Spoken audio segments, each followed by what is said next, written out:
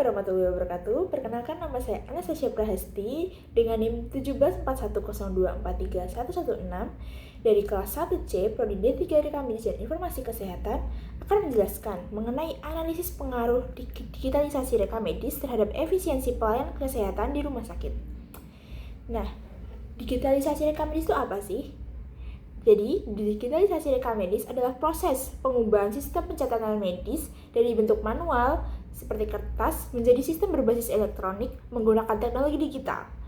Proses ini melibatkan pencatatan, penyimpanan, dan pengolahan data secara elektronik dalam suatu sistem terintegrasi.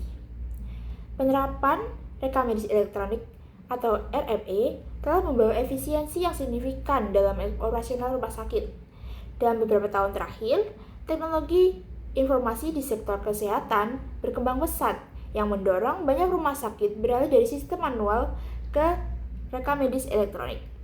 Meskipun demikian, sistem manual masih menimbulkan berbagai masalah seperti keterlambatan dalam pengambilan keputusan medis, administrasi yang tidak tepat, dan kerugian ekonomi yang besar.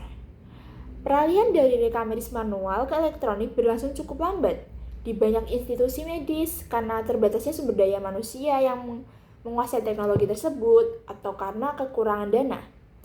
Sebagian besar rumah sakit di daerah terpencil atau yang memiliki pendapatan rendah tidak memiliki anggaran untuk membeli perangkat keras dan perangkat lunak yang diperlukan untuk penerapan RME tanpa subsidi dari pemerintah. Akibatnya, sepertiga atau bahkan lebih dari rumah sakit semacam itu belum memiliki RME. Tujuan digitalisasi rekam medis adalah 1.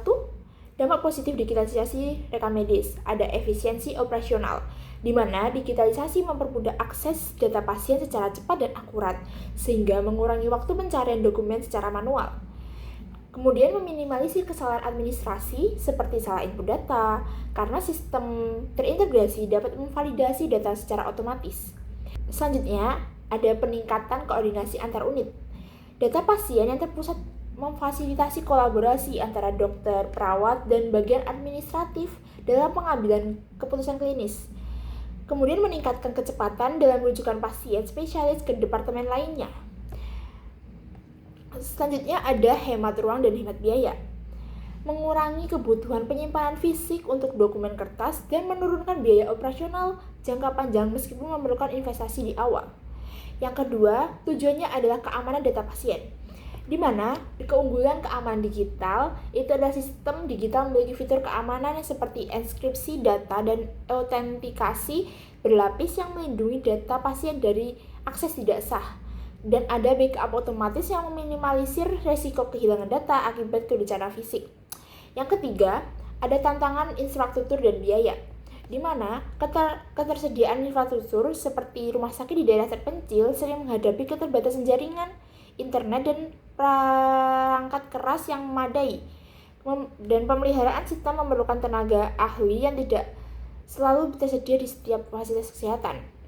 Kemudian ada biaya implementasi, di mana investasi awal untuk membeli perangkat lunak, pelatihan, dan upgrade sistem sering menjadi hambatan utama, terutama bagi rumah sakit dan anggaran terbatas. Yang keempat, ada pengembangan rekam medis elektronik ke depan. Ada integrasi dengan teknologi selanjutnya seperti kecenderungan pembuatan AI dan analitik big data dapat membantu memprediksi tren kesehatan, mempersonalisasikan pengobatan, dan pemantauan pasien secara real time. Kemudian ada interoperabilitas antar sistem, di mana masa depan rekam medis elektronik memerlukan standar yang memungkinkan data pasien dapat dibagikan antar rumah sakit tanpa hambatan teknis. Adanya kolaborasi dengan platform telemedicine akan semakin berkembang. Kemudian ada pendekatan pasien sentris, di mana memberikan akses kepada pasien untuk memberikan rekam medis mereka sendiri melalui aplikasi berbasis web dan ponsel.